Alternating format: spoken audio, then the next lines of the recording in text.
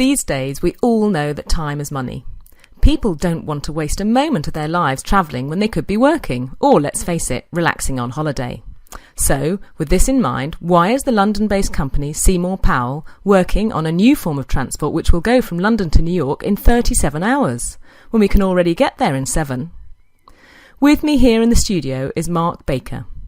Mark, why on earth would anyone want to travel so slowly? Well, the company Seymour Powell have come up with the idea that slow is the new fast. It's true that people traditionally want to get to their destination as quickly as possible, but I think everyone would agree that there's nothing pleasant about flying in a small, crowded passenger jet. That's why this company has developed the Aircruise concept. It aims to carry people to their destination in comfort and style. Rather like the old ocean liners. You could say that. So what is an Aircruise? Is it a type of plane?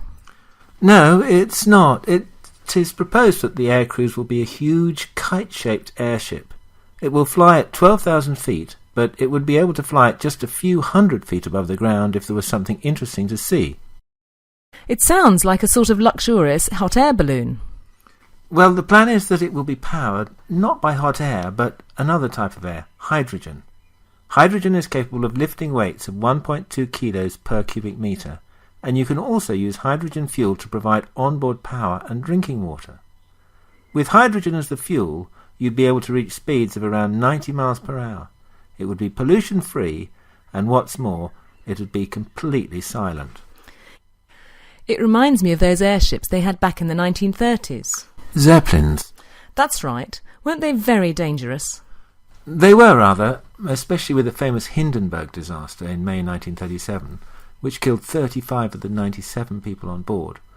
But technology has moved on a good deal since then, and scientists are looking at ways that we can create transport options that are more sustainable and kinder to the environment.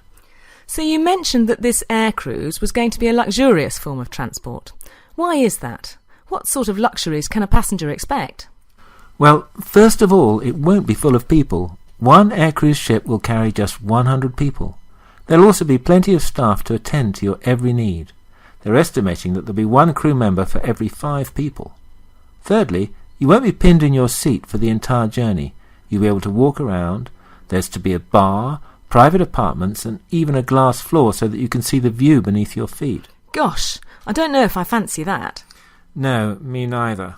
And would these airships depart from airports? No, I think that would be very dangerous. No, the plan is that they would build special landing pads. Compared to airports, these are much smaller, so the airships would be able to land much closer to urban centres.